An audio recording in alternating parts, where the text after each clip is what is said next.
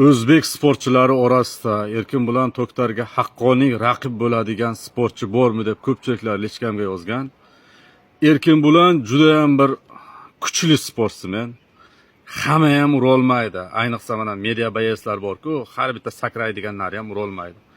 Erkin bilanga haqqoniy raqib bo'ladigan bitta sportchi bor. Ismi Arslon Husandov. Ko'pchiliklar taniydi. Ko'pchiliklar tanimasligi mumkin. Tanimagan insonlar YouTube'ga kirib yozsalaring chiqib keladi. U bir vaqtlar bir chechen jangchisi o'zbek bolani yutib qo'yganiga o'rma-o'riga chiqib urushib yutib qo'ygan bola. Ko'pchiliklar biladi. Surxondaryo o'g'loni.